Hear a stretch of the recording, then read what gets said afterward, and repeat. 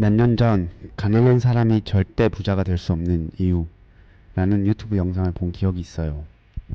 자극적으로 관심을 팍팍 끄는 제목과 저도 부유한 가정 환경이 아닌 빚을 지고 그걸 항상 갚아나가며 스트레스를 받았던 가정 환경에서 자랐기에 또 돈 걱정 없는 부자인 삶을 살고 싶었기에 그 영상을 클릭해 보게 되었죠. 부유한 집안에서 태어난 사람, 그리고 그들의 자식들은 돈 때문에 걱정하고 어떻게 먹고 살지? 라는 걱정을 한 번도 해본 적이 없다는 거예요.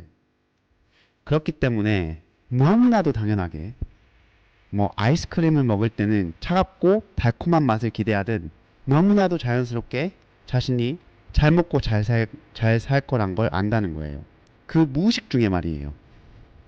반대로 가난한 혹은 부유한 환경에서 자라지 못한 사람들은 그들의 잠재의식 속에 삶에 대해 조금은 고난하고 또 돈을 걱정을 하며 아니면 자기가 돈을 걱정을 하나도 하지 않고 경제적 자유를 누릴 거라고 그런 생각을 하지 않는다는 거예요.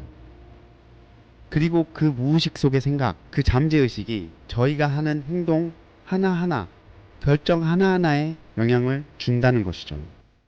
그래서 결국 잠재의식 속의 그 그림, 그 믿음대로 삶을 살아간다는 거예요.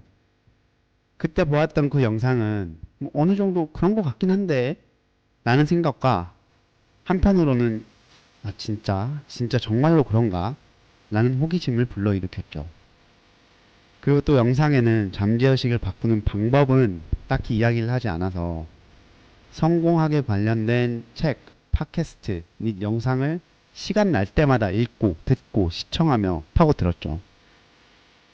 지난 5년 동안 배운 것을 결론부터 말씀을 드리자면 저희의 잠재의식, 무의식, 즉 패러다임이 모든 걸 좌우합니다. 정말 확실하게 말씀드릴 수 있어요. 패러다임이란 국어 사전엔 어떻게 나와 있냐면 어떤 한 시대 사람들의 견해나 사고를 근본적으로 규정하고 있는 테두리로서의 인식의 체계라고 하는데요. 어떻게 보면 저희가 저희 자신을 근본적인 틀에 가두는 저희의 인식 체계라고 할 수가 있어요. 한 번쯤은 들어보셨을 법한데 벼룩들을 유리병에 가둔 후에 그 유리병에 뚜껑을 덮어서 벼룩이 점프해서 못 나가게 3일을 놔두면 뚜껑을 없애도 신기하게 그 벼룩들은 그 유리컵 맨 위쪽까지밖에 점프를 못한다고 하죠. 아니, 안 한다고 하죠.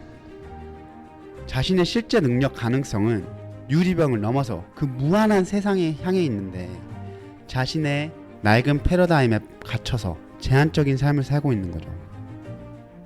사실 저희는 얼마 멀지 않은 약 100년 전만 하더라도 저희 사회는 조선시대로 계급사회가 존재했어요. 사람들은 태어날 때부터 왕족, 양반, 중인, 상민, 천민으로 나뉘었고 그 계급을 뛰어넘는 건 거의 불가능했죠.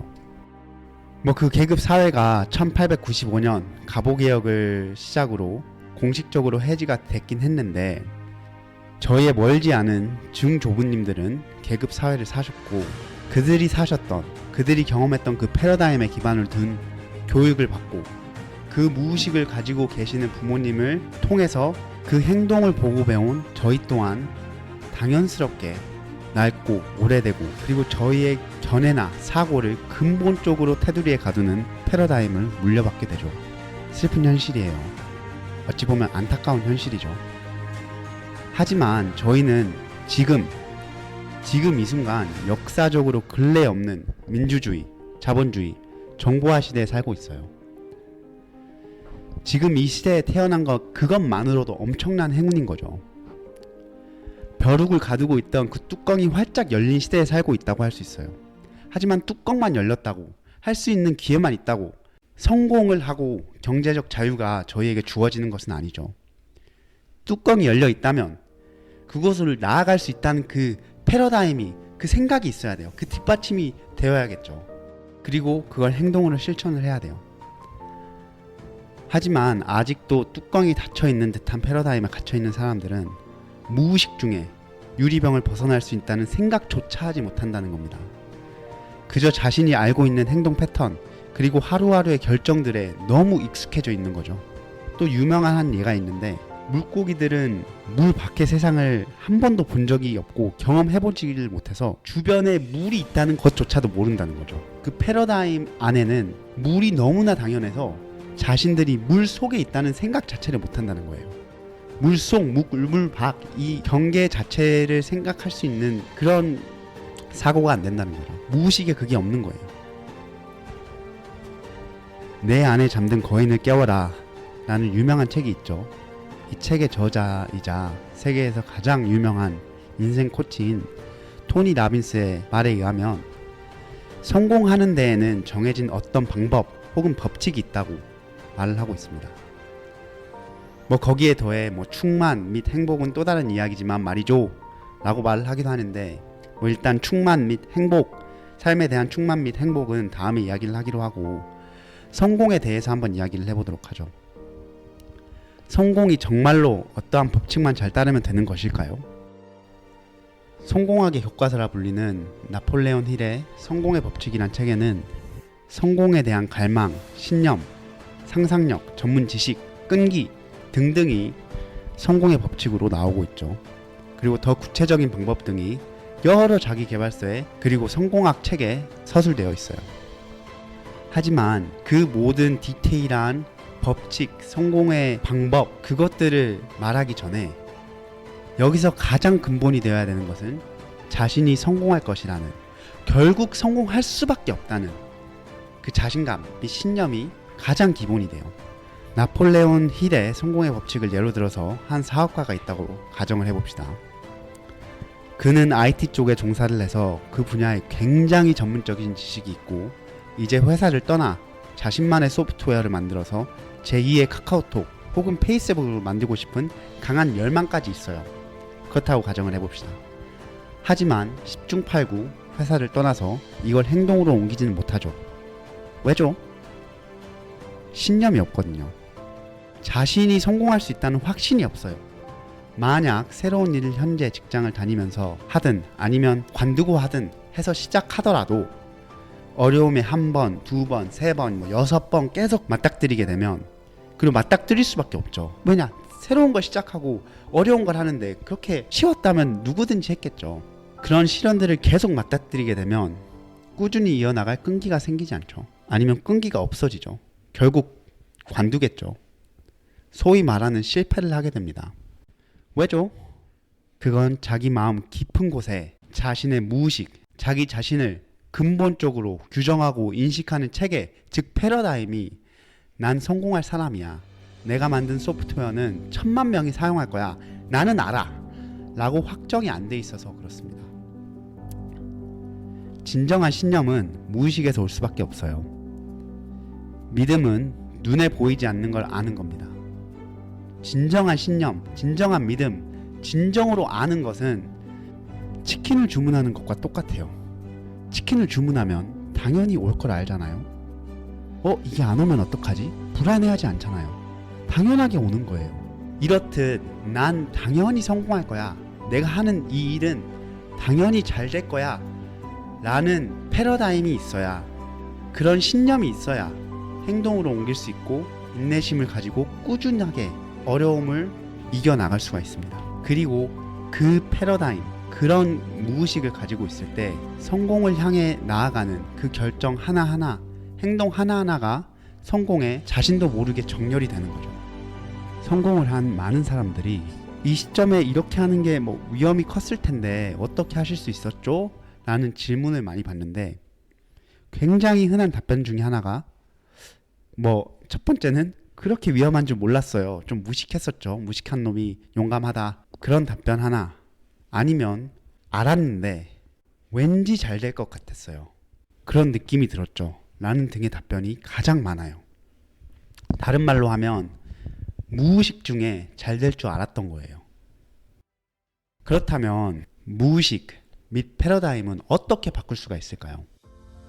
첫 번째는 성공한 사람의 이야기를 많이 들어야 돼요.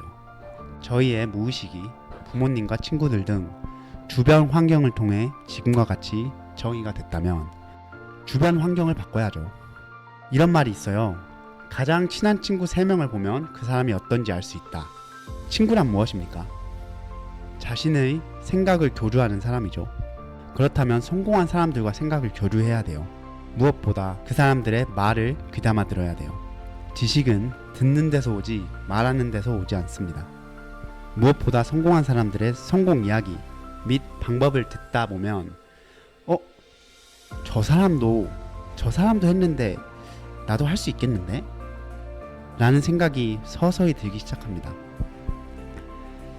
개인적으로는 성공한 사람의 자서전 및 팟캐스트 인터뷰를 매일같이 들어야 된다 생각해요. 두 번째는 구체적인 비전 및 목표를 세우고 시각화 및 자기 확언을 통해 자기 설정을 해야 해요. 무의식은 화분에 물을 주는 것과 굉장히 비슷해요. 한 번에 막 물을 많이 주면 그냥 흘러 넘치기만 하지 실제로 뿌리에 물이 전달되지 않아요. 꾸준히 조금씩 스며들게 하다 보면 어느샌가 뿌리까지 영향이 전달이 되죠. 이렇듯 구체적인 비전 및 목표를 세우고 시각화 및 자기 확언을 통한 꾸준한 자기 설정이 필요해요. 무의식이 하루아침에 사고나 큰 시련을 겪고 나서 바로 바뀌는 경우도 종종 있죠. 하지만 대부분의 경우는 꾸준하고 그리고 의식적인 설정이 필요해요. 자, 셋째는 행동을 취해야 합니다. 자신의 비전 및 자기 확언과 일치하는 행동을 해야 돼요. 일단 행동을 해야 돼요. 뭐 개소리야. 언제는 무의식이 돼야 행동을 할 수 있다며. 무의식적으로 성공을 할 수 있는 마인드가 있어야 행동을 성공적으로 할 수 있다며 라고 생각하시는 분들도 계실 거예요. 근데 저희의 생리적인 행동 및 자세와 기분은 상호작용을 일으킵니다. 무슨 말이냐? 기분이 좋으면 얼굴이 싱글벙글하고 발걸음이 가벼워지고 하듯이 웃는 얼굴을 하고 발걸음을 가볍게 춤을 춘다면 기분도 좋아진다는 건 이미 대중들에게 잘 알려진 연구 결과예요. 가장 대표적인 예가 웃는 얼굴로 화를 낼 수 없다는 건 다들 알고 계시겠죠? 이렇듯 저희의 무의식과 생리적 행동 및 자세 또한 계란이 먼저냐 닭이 먼저냐 하는 논쟁하고 비슷하게 어느 하나가 먼저라고 할 수가 없어요. 서로 너무나도 얽히고 설켜 있고 또 영향을 주며 상호작용을 하기 때문에 둘 다 누가 먼저라고 할 수가 없는 거죠. 예를 들어서 누군가가 자신의 무의식 중에 자신을 나는 운동을 하는 사람이야. 나는 근육질의 몸을 가지고 있는 사람이야. 나는 그런 사람이야. 나는 패러다임을 가지고 있다면 그 사람은 운동을 해야만. 예를 들어서 오늘 운동을 하지 않으면 마음이 뭔가 불편한. 아니면 예를 들어서 오늘 운동을 못했다면 내일이든 모레라든 해야 속이 시원한 사람입니다. 반대로 꾸준히 하루, 이틀, 한 달, 1년을 운동을 하게 되면 어느샌가 자신도 모르게 난 운동하는 사람이야. 난 근육질의 몸을 가졌어. 라는 무의식을, 패러다임을 형성하게 되죠. 여러분은 성공의 가장 기본이 되는 패러다임이 어떻게 설정이 되어 있나요? 이걸 어떻게 바꾸고 싶으신가요?